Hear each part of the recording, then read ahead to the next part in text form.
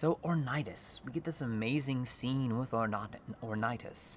Procul Ornitus, armis ignotis et equo venator, iapigefertur. Ornitis, I like to infer an erot. I like to infer an erot. Yes. So, far off, Ornitis was ifwa in armis ignotis, an ablative description, in foreign or unknown or strange arms, in strange weapons. So here's Ornitis. We're going to get a vision of him. And the first thing we get is that he's got these strange weapons about him. I wonder what's going to be strange about it. And as a hunter, right, he's a hunter. Maybe not a warrior, right? He's not called a warrior, he's called a hunter. And the hunter, namely Ornitis, is carried by the horse Iapeges. I love that. Not very often you get the name of the horse. But here we do. We get the name of the horse. That's awesome. A horse named Iapeges. Who wouldn't want to ride a horse named Iapeges into battle? It's a strange name. Maybe the strangeness begins with the name of his horse. Maybe. Cui. For whom? Cui.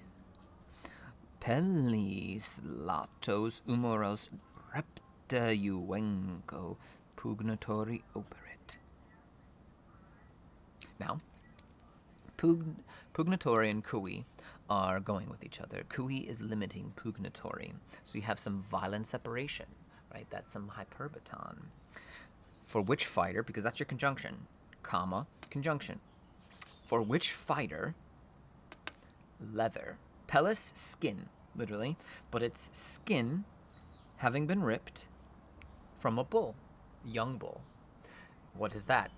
The skin of mammals or any creature that we use for like clothing or covering or protection we call leather. Okay, all right, so this guy's wearing leather. He's on a strangely named horse and he's covered in leather. He's got leather. For which fighter, namely Ornitis, also a hunter, for which fighter, leather, having been ripped from a bull, covered his broad shoulders. All right, so he's got broad shoulders. Next part, tricky. Caput ingens. Caput ingens. Caput ingens can be accusative direct object, but it might also be a nominative. Now, I know it's an accusative direct object because my subject is actually a compound one. I have a compound subject. Caput ingens oris hiatus et mala texera lupi. My verb is a syncopated form again. It's really texerunt, third person, plural, perfect indicative, active, of course. So, an opening of a mouth. And you might see mala there, and think that it has to do with evil. Well, you'd be wrong here.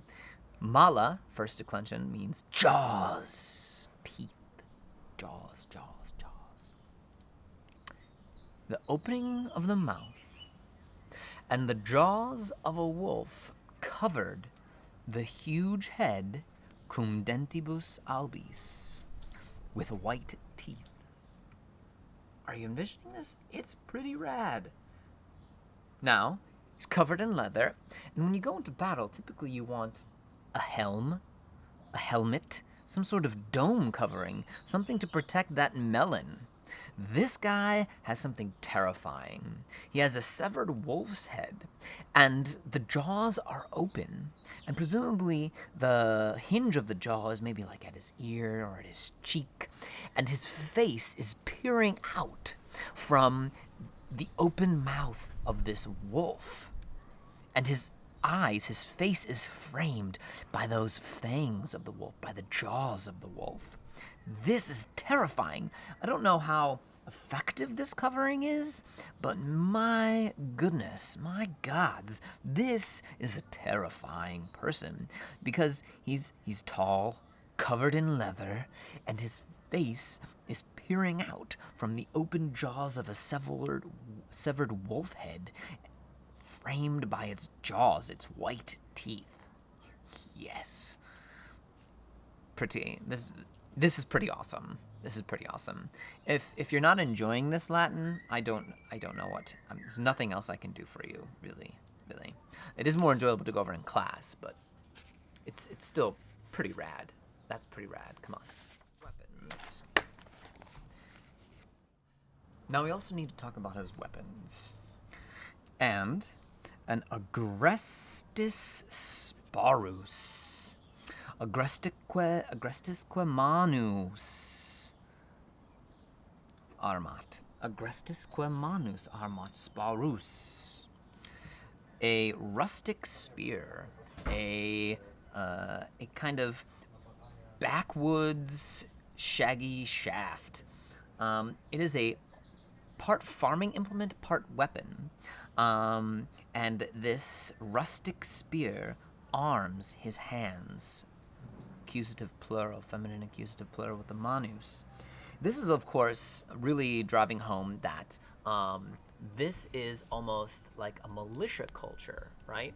So this is not our author's day, Virgil, 1st century BCE, when by now the professional army is almost 100 years old now, where people were given their military equipment by the state, furnished by the state, trained by the state. This story takes place more than 1,000 years before that. More than 1,000 years. 1,500 years. And so at that time, in 1500 BCE, people who fought in battles had equipment that was reflective of their station. So more aristocratic, wealthier men were able to bring better bling to the battle, nicer equipment, better armor. Here, obviously, Ornitis is a kind of mountain dweller, and he has rustic equipment, and is just definitely more of a militia type, where your job is not to fight in the military. It's like when there is need for you, you put down your farming implements and you go out and fight. So a lot of these tools have to do double duty, and that's kind of what we have here. So we have a terrifying person, right? Because this guy is probably some sort of rusty, part farm, part murder implement. Eesh, gosh, I would not want to be stabbed by a rusty farm, menacing farm, rusty implement. They didn't have shots back then, and he's got a wolf helmet, and he's covered in leather. It's probably not nice leather. It's probably scary leather. It's terrifying. Ipsacatervis vertur in mediis et tota vertica supra est. And he himself is turned in the middle throngs, in the middle groups, we might say in the middle of groups, but that's not what the Latin has, ablative of place where, and he himself is turned in the midst of the groups, and he is above by a whole top, namely the top of his head. So, oh my gosh, there's this throng of battle, it's chaotic, it's confused, and this guy, Ornitis, with his wolf helm, is rising above everyone. He's tall, taller by a whole head. Illa, though. Illa, look at that. Yes, who do you think that Illa is? Camilla, she. Now you might think hunk, you just see it, it's the first, this, that must be your subject. No, hunk is a direct object. Remember your endings. Masculine, accusative, singular. It's going with exceptum. I'm going to pretend like this doesn't exist for right now, and I'm going to finish my clause. She, that woman, pierces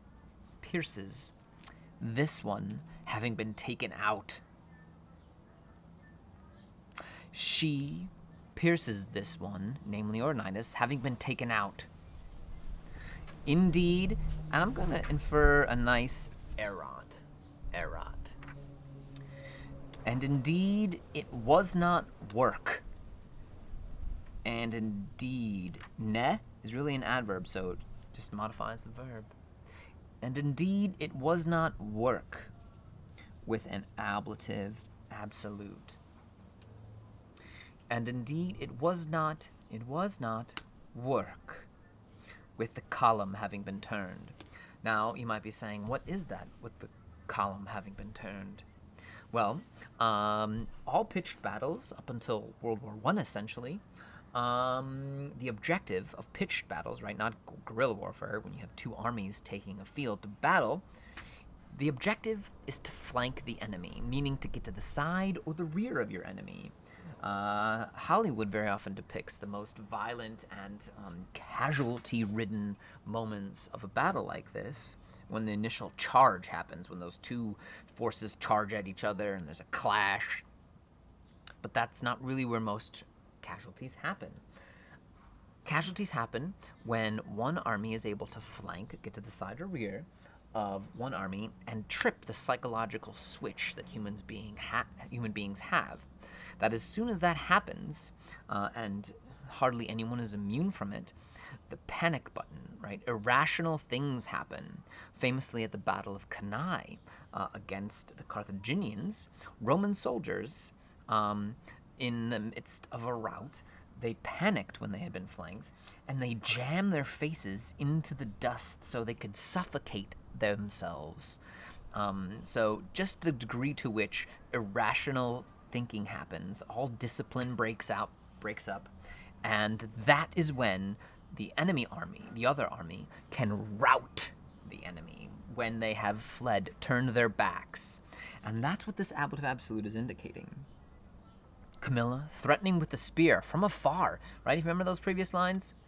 She threatened them from afar with a spear, and that evidently is enough to make these men run.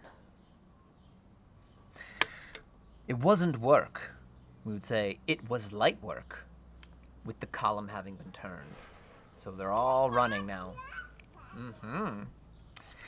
And further, you can do this a number of ways. Et super haec inimico pectora fatur.